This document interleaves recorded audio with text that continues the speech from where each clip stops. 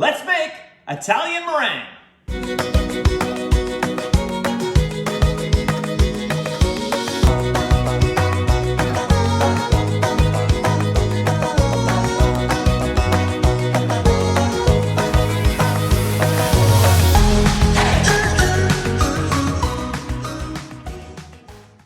Hey, Chef Dez coming at you from my kitchen again. Corporate chef of BC Egg. We're gonna make Italian meringue. So basically there's three different types of meringue. You have a French meringue, which is the most common, but is also the most unstable. So a French meringue is basically you're whipping up your egg whites, you let them get a little bit frothy, you add your sugar, and then you increase it to high speed until you have stiff peaks. And that's your basic meringue, or also called a French meringue. A Swiss meringue is when you take the egg whites and the sugar and you heat them over a double boiler, and that cooks the egg mixture a bit and the sugar, and then you would take it, you put it in a stand mixture, and you would whip it to stiff peaks. It's more dense and more stable than a French meringue. And then there's Italian meringue, which is the one that holds up the best, and that's what we're gonna show you today. So basically what we're gonna do is we're gonna get a pot, small pot like this. We're gonna take 1 cup of white granulated sugar and 1/3 of a cup of water. That'll be just enough water that it covers the sugar. And then we're gonna take this pot, we're gonna place it on the stove top, about medium heat, and we'll just get that started. We'll come back to this. Then we're gonna separate our eggs. We need 3 egg whites. So I have some lovely BC eggs here. Always remember that every single large BC egg has 14 key nutrients, all 9 essential amino acids, 6 grams of the highest quality protein you can get, and 1 large egg is only 80 calories. So what we're gonna do, and I have a full video on this, on how to separate eggs 3 different ways. I'm gonna show you my preferred way today, and you can check out that video later. We wanna make sure that we crack them individually into a separate container to make sure that no yolk gets broken in there. Yolk has fat in it, and it's going to inhibit the egg whites from whipping up properly. So you wanna make sure that your bowl is clean for your stand mixer, and making sure that there's no egg yolk in there again when you do this. Okay, so let's just crack each egg into a separate container. But what I do, I don't just place it in there, is I place it in my fingers, and this way I can just let the egg whites run through my fingers. Make sure your hands are clean, obviously, and take that egg yolk and save it for a different application. So I'm gonna take 3 of these, but what I do now, since I have 1 egg white, I'm gonna put it in my stand mixer because I know it's not contaminated, and move on to the next one. Same process, just coddle that egg yolk, let the whites drain off, and then place the egg white in there. That's 2. Back and forth. This way, if an egg yolk does happen to break in there, you can just save that 1 egg for your omelet for tomorrow, or whatever application you want. And we're not contaminating the whole works of it. Let's put that 3rd egg white in our stand mixer. To those 3 egg whites, we're gonna add a 1/4 teaspoon of cream of tartar. That's a stabilizer. It's actually tartaric acid, and it stabilizes the bubbles in the egg whites to make sure that the egg whites stay nice and full once they're whipped. Add my whip attachment here.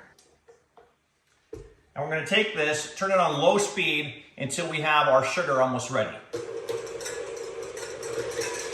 Okay, our sugar's just starting to boil now, as you can see that. So we're going to take a candy thermometer, and we're gonna check the temperature of this and monitor it. You can actually monitor the temperature a couple different ways. One is your candy thermometer. It has a little clip on there, so you can clip it on the side of the pot, and that will take a continuous temperature of your sugar. I also like to double check with an instant read thermometer. All right, it's looking good. We're waiting for that sugar to dissolve there. Okay, so I'm just gonna take this candy thermometer and clip it on the side of my pot.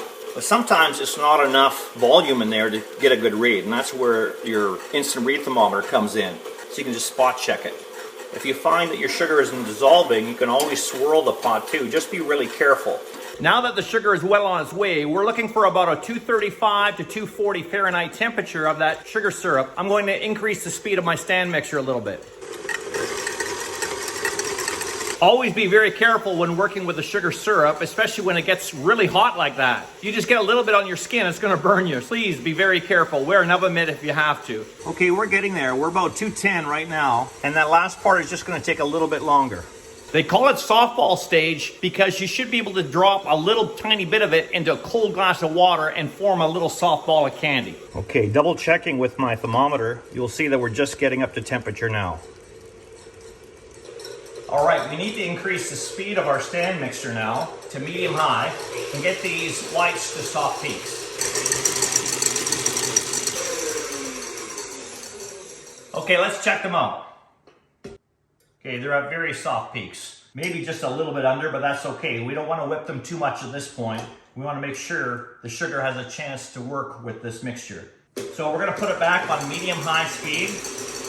We're done with that candy thermometer. Again, be very careful with the hot sugar syrup.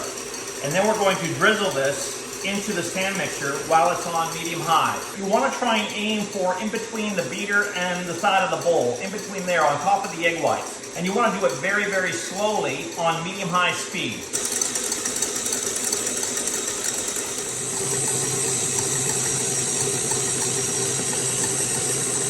Then we'll increase the speed to high and touch the side of the bowl. And once the side of the bowl doesn't feel warm to the touch anymore, then you're done. All right, I think we're there. Let's have a look at this beautiful meringue. This is the most stable, beautiful meringue you're ever gonna have. Put it on top of desserts, your lemon meringue pie, baked Alaska, whatever you want. I hope you really enjoyed this video, and don't forget to check out bcegg.com for a bunch of other great egg tips and recipes. And this is Chef Dez signing out. Where are you getting your protein from?